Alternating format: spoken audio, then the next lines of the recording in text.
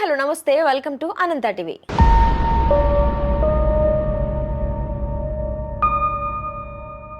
వరద ప్రభావిత ప్రాంతాలలో పర్యటించకపోవడంపై వస్తున్న విమర్శలకు AP deputy CM Pawan Kalyan clarity ఇచ్చారు. 30 ఏళ్లలో ఎన్నడూ లేని విధంగా విజయవాడలో భారీ వర్షం కురిసింది.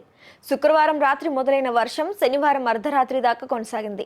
చరిత్రలో ఎన్నడూ లేనంతగా ఒకే రోజులో 29 సెంటీమీటర్ల వర్షపాతం నమోదైంది. దీంతో నగరంలోని RR Nagar, Vijayawada central bus stand, Benz circle flyover ప్రాంతాలలో రహదారులు జలమయమయ్యాయి. ఇక పైపులు, రోడ్, సింగ్ నగర్ వంటి ప్రాంతాలలో పూర్తిగా జలమయంగా మారాయి. దీంతో కాలనీ వాసులు తాగేందుకు నీరు లేక, తినేందుకు తిండి లేక ఎవరైనా సాయం చేస్తారా అని ఎదురు చూస్తున్నారు. ఇక ప్రభుత్వం సైతం కేంద్రం సాయం తీసుకుని వరద బాధితులను ఆదుకునేందుకు నడుం బిగించింది. స్వయంగా సీఎం చంద్రబాబే నడుం లోతు వరదల్లో నడుచుకుంటూ బాధితుల బాధలు చూశారు. తప్పకుండా ప్రభుత్వం సాయం చేస్తుందని భరోసా కల్పించారు. ఇక ఇటు మంత్రులు సైతం అన్ని ఏరియాల్లో తిరుగుతూ ప్రజల కష్టాలు అడిగి తెలుసుకుంటున్నారు. తక్షణ సహాయం ప్రకటిస్తూ వస్తున్నారు. అయితే డిప్యూటీ సీఎం పవన్ కళ్యాణ్ మాత్రం ఎక్కడా కనిపించకపోయేసరికి అంతా పవన్ కళ్యాణ్ ఎక్కడా అని మాట్లాడుకుంటున్నారు.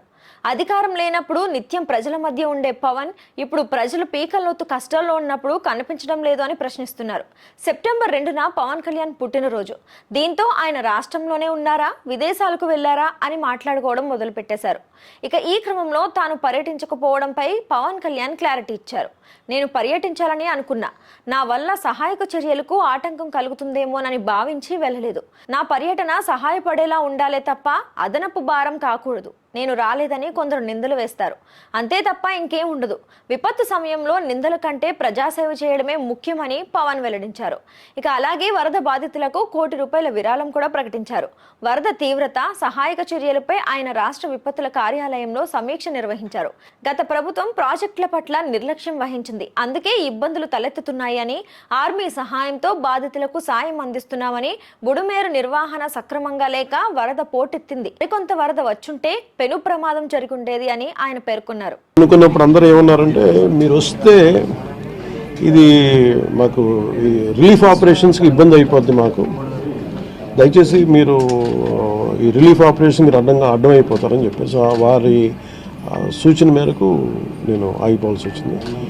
ఇప్పుడు కూడా ఒకసారి వాళ్ళ నిర్ణయం తీసుకొని వాళ్ళు టేక్ ఎక్కాలి, వెళ్తే అది సహాయపడాలి. కానీ మళ్ళీ ఇంకొక కేయాటిక్ మీకు తెలుసు, అందుకని దాన్ని దృష్టిలో పెట్టుకుని కొంచెం చట్టపాయిస్తున్నాను. అంత విషయం లేదు, కొంచెం ఇబ్బంది లేదంటే ముందు మెయిన్ అధికారులు పాపం గత 72 గంటల నుంచి వాళ్ళు నలిగిపోతాను నిద్రాహారాలు లేకుండా. సో వాళ్ళని దృష్టిలో పెట్టుకొని మళ్ళీ నేను వెళ్ళి సహాయపడాలి, కానీ మళ్ళీ అది అదనపు బరువు అయితే మళ్ళీ రెస్క్యూ ఆపరేషన్స్ ఇబ్బంది కలగకూడదని చెప్పి నేను దాన్ని దృష్టిలో పెట్టుకొని నేను స్వయంగా నేను పర్యవేక్షిస్తున్నాను.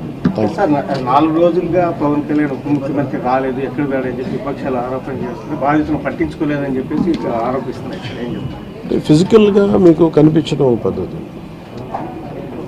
అంటే వాళ్ళు ఏమనుకుంటారు, నేను బోట్ వేసుకొని రెస్క్యూ చేయడం కుదరదు కదా, ఆ బాధ్యత లేకుండా ఎందుకుంటాం. అది ఏంటంటే అనాలి కాబట్టి అంటే తప్ప ఎంటైర్ మీరు చూస్తే మా పిఆర్ మెషినరీ, మన పిఆర్ పంచాయతీరాజ్ మెషినరీ మొత్తం ఎంటైర్ వర్క్ చేస్తాము మా సైడ్ నుంచి. అంటే అట్లా కదా సార్, ధైర్యం చెప్పని కూడా రాలేదని చెప్పేసి వాళ్ళు ఆరోపణ చేస్తున్నారు కదా, మీ నుంచి అది నేను అట్లా అనుకోవట్లేదు. అంటే ఏమైపోతుంది, ధైర్యం చెప్పడానికి వెళ్ళి ఒక్కసారి మీద పడ్డారు అనుకోండి. పరిస్థితులు ఎలా ఉన్నాయంటే, ఇప్పుడు నేను మొన్న పింఛన్ ర్యాంప్ దీనికి వెళ్ళాను. నేను వెళ్ళి సహాయ కార్యక్రమం అంటే నేను ఒక ప్రత్యేకమైన పరిస్థితిలో ఉన్నాను, అది నేను అర్థం చేసుకోవాలి. ఇప్పుడు నేను వెళ్ళి కూర్చుంటే వెళ్ళిపోదని, రెస్క్యూ ఆపరేషన్స్కి ఇబ్బంది కలగకూడదన్నది ఒకటే నన్ను, ఆ సూచన ఒకటి నన్ను ఆపినాను, అంతమించి వేరే అవ్వలేదు. అలాగే ముఖ్యంగా విజయవాడ ఎందుకు ఇంత గురైందని చూస్తే, ఇది ఇంత అవుట్లెట్ తీసుకోకపోవటం బేసిక్గా గత ప్రభుత్వం చేసి ఉండాల్సింది, ఇవన్నీ కొంచెం దృష్టి పెట్టుండాల్సిందే, వాళ్ళు పెట్టలేకపోయారు. సో వాళ్ళు చేయలేకపోయినా కానీ భవిష్యత్తులో ఈ రోజున ఈ సహాయ కార్యక్రమాలతో పాటు భవిష్యత్తులో ఇలాంటి ఎంత అకస్మాత్తుగా ఇలా వచ్చి మనం ప్రజలు ఇంత నష్టపోకుండా ఉండాలంటే ఏం చేయాలి, ఖచ్చితంగా ఈ వరద నీరు తగ్గగానే, రిసీడ్ అవ్వగానే దీని మీద ఒక ప్రాపర్ ప్లానింగ్ తోటి ఈ వరద నీరు వెంటనే దీని అవుట్లెట్ కాలువలు ఉండేలాగా దాని మీద ఈ ఫ్లడ్ కెనాల్స్ని ఎలా ఏర్పాటు చేయాలనేది గౌరవ ముఖ్యమంత్రి గారితో కూడా దీన్ని చర్చిస్తారు.